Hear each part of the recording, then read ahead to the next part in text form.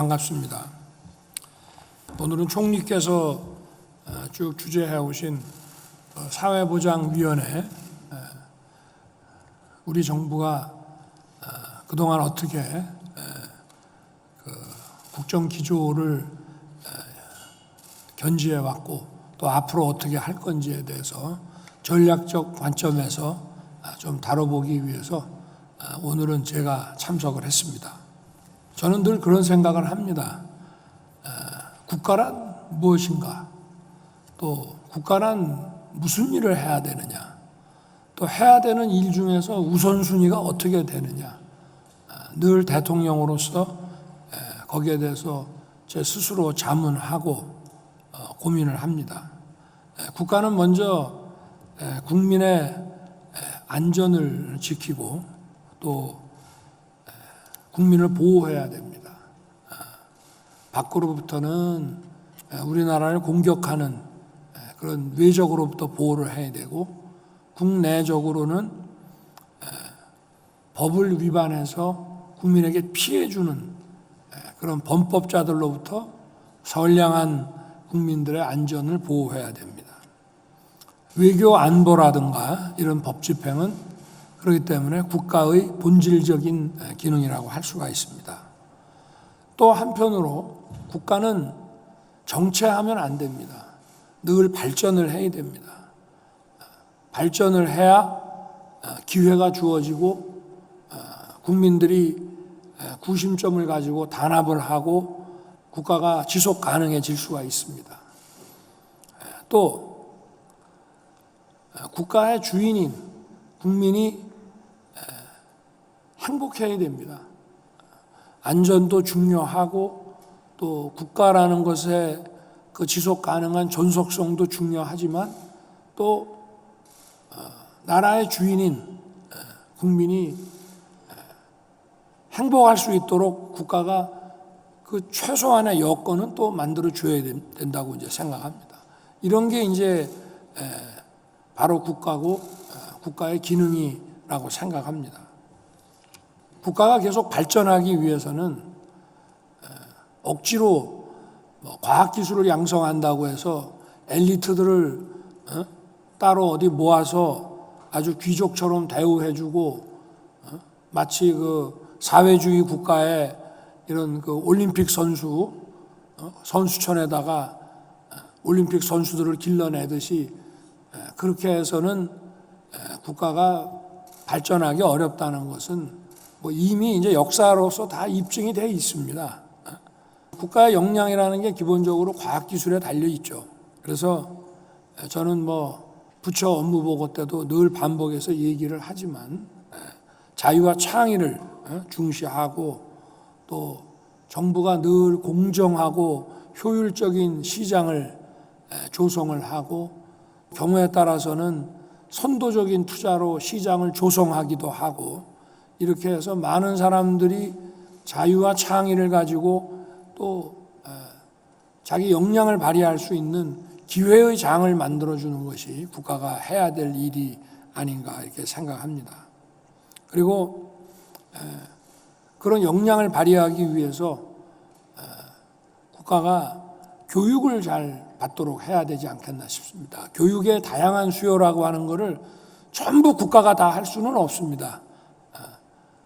국민들이 역량이 있어야 우리가 마치 이 프로축구 선수들이라고 프로축구단이라고 하는 것이 팀워크도 중요하지만 선수 개개인의 역량이 뛰어나야 훌륭한 팀이 되는 것처럼 국민 하나하나가 정말 유능한 그런 플레이어가 되게 하기 위해서 국가가 교육의 기회를 제공을 하는데 그거 다 국가가 할 수는 없습니다. 그렇지만 가급적이면은 다양한 교육 수요를 반영해서 국가가 제공을 해야 하고 또 국가가 제공하지 않는 그런 부분에 대한 선택의 자유를 보장해 주어야 교육의 다양성을 보장해 주어야 국가가 지속 가능하게 발전하는 나라가 될 수가 있는 것입니다.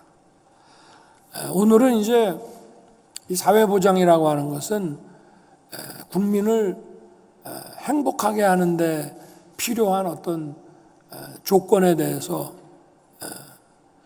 이제 얘기를 해야 되는 그런 자리가 되는 것 같습니다. 근데 제가 앞에 다른 말씀을 좀 드린 것은 이것이 서로 상관관계에 있기 때문에 얘기하는 겁니다. 사회보장만 논해갖고는 공중에 뜬 얘기가 되고 국민의 행복만 논해가지고도 공중에 뜬 얘기가 됩니다. 국가와 국민의 안전, 국가의 지속 가능성, 발전, 또 이런 행복을 가능케 하는 이런 다양한 재원, 이런 모든 것을 우리가 종합적으로 생각을 하기 위해서 오늘 이 자리가 만들어졌습니다. 행복이라고 하면은 기본적으로 경제적, 물질적인 이런 조건이 있고 또 정신적, 문화적 이런 조건이 있어야 됩니다. 사회보장이라고 우리가 통상 얘기할 때는 복지하고 좀 뉘앙스가 다르죠. 복지는 국가에서 실제로 어떤 재화와 용역을 제공하는 국가가 국민에게 제공하는 그 급부라는 차원에서 복지라는 개념이 있고 사회보장이라고 하는 것은 국민이 행복한 삶을 영위하기 위한 어떤 필요한 조건들이 어떤 것인지를 종합적으로 따져보는 것이죠. 예를 들면 우리가 현금 복지는 선별 복지로 약자 복지로 해야지 보편 복지로 하면 안 된다 이럽니다. 보편 복지는 가급적이면은 사회 서비스 복지로 가야 된다 이러는데 그러면 사회 서비스 복지는 전부 보편 복지여야 되느냐? 그건 아닙니다. 또 취약계층에 대한 이런 서비스 복지도 있는 것이고 또 보편 복지라고 하는 것도 일률적으로 똑같이 주는 것이 아니라 좀 부족한 사람에게는 좀 더 많이, 좀 덜 부족한 사람에게는 조금 적게.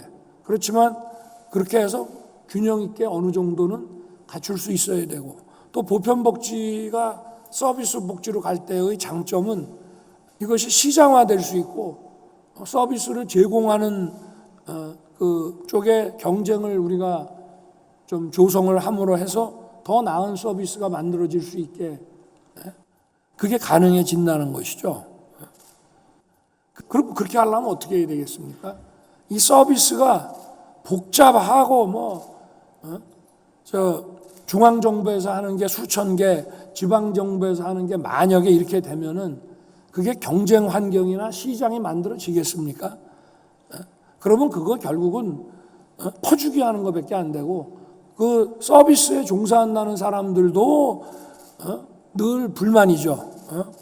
왜 나한테 주는 이 월급과 이 보상이 이 정도밖에 안 되냐 그러고 또 서비스를 받는 국민 입장에서는 뭐 서비스가 뭐 질이 이렇게 나쁘냐 이렇게 또 얘기를 하게 됩니다. 그래서 거기서도 서로 불만이 없으려고 그러면 적절한 경쟁 체제가 만들어져서 생산성이 향상되고 그렇게 하면서 또 이런 서비스 복지에 종사하는 분들에 대한 보상 체계도 점점 나아질 수 있는 거다 이런 말씀을 이제 드리고 싶고요.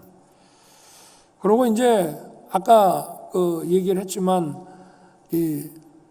결국은 국가의 어떤 지속 가능성 또 발전 가능성이라는 차원에서 발전해야 이런 그 다양한 사회보장 서비스와 또 경우에 따라서는 현금 지급과 이런 거를 해낼 수 있는 재정이 뒷받침될 수가 있다 이 말입니다. 그리고 그 범위를 넘어서는 우리가 감당할 수 있는 재정의 범위를 넘어서는 사회보장이라고 하는 것은 그거는 우리 사회 스스로 갉아먹는 게 되죠. 그래서 적절한 성장과 이 발전을 저해하지 않는 정도의 그 균형을 맞춰줘야 된다는 것이고 또 한편으로는 이 사회보장 이 서비스 자체가 하나의 경쟁이 되고 시장화되면서 이것이 산업화된다고 하면은 이거 자체도 우리 사회의 성장과 발전에 중요한 또 이 팩터가 되기 때문에 우리가 좀 많은 재정을 풀어서 사회보장을 부담을 해주려고 하면은 그러면 사회보장 서비스 자체도 시장화가 되고 산업화가 되고 경쟁 체제가 되고 이렇게 가야 되는 겁니다. 그냥 사회적 기업이다. 난 사회보장 서비스를 한다.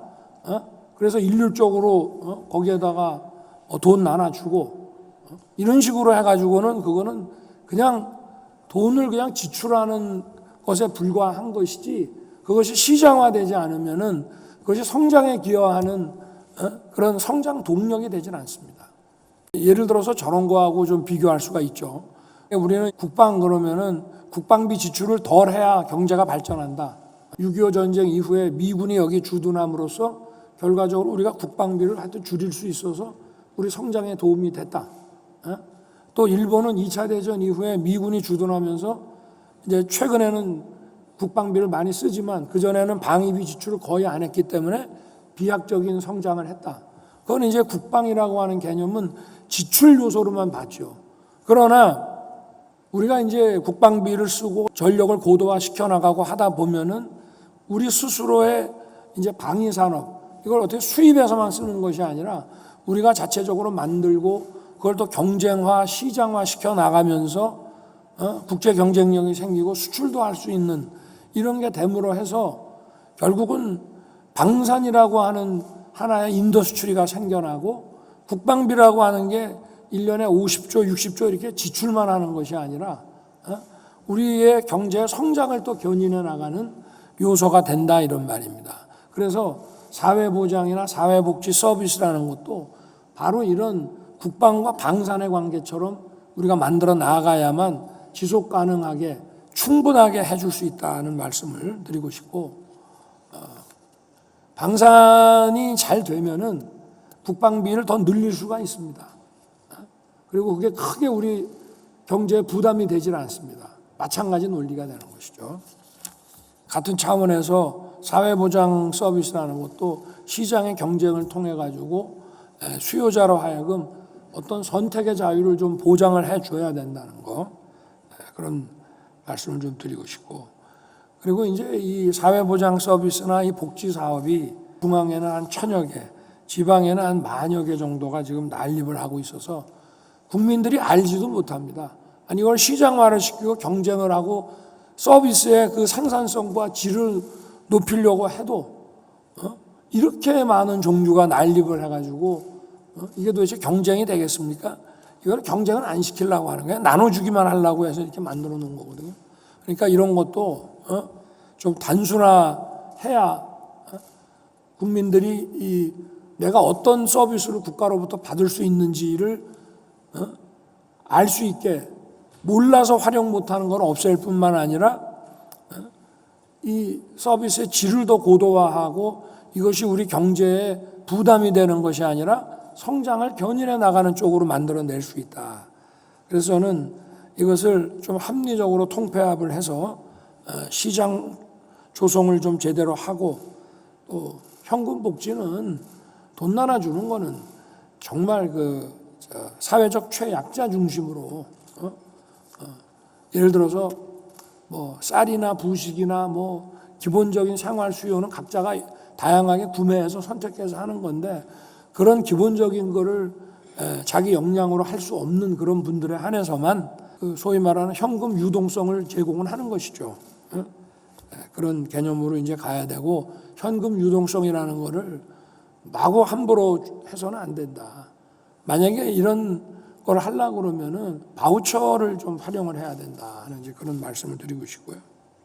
그리고 이제 오늘 제가 여기에 이제 참석을 하고 여러 부처의 장관들과 각계 전문가들이 전부 이제 오신 이유는 중앙지방 간에 또 각 정부 부처 간에 협업이 이루어져야 되는 것이지, 이 일은 복지부가 하는 일이다 그냥, 그리고 노동부가 좀 한다, 뭐 여가부에서 좀 한다, 이런 식으로 생각해서는 안 된다는 말씀을 드리고 싶습니다. 각 부처가 협업을 해서 좀 정리하고 통폐합할 수 있는 거는 하고, 우리 부처가 다루는 예산이나 권한이 줄어드니까 양보를 못한다 이런 식으로 생각해 가지고는 그건 국민을 위하는 게 아니라 자기 이익을 위하는 거예요. 뭐든지 어떻게 하는 게 국민한테 도움되고 어떻게 하는 게 국익에 도움이 되는지를 기준으로 공직자들은 판단을 해야지, 자기 중심, 자기 부처 중심으로 판단을 하면은 부패한 거예요. 저는 뇌물 받아 먹는 사람보다 더 나쁜 사람들을 그런 거로 보고 있거든요. 그렇기 때문에 우리가 그저 오로지 판단 기준은 어떻게 하는 게 국민들에게 더 유리하고 나라에 더 이익이 되느냐 하는 관점에서만 보고 이 부처들끼리 서로 좀 잘 협업을 좀 해주시기를 당부드리기 위해서 오늘 이렇게 왔습니다.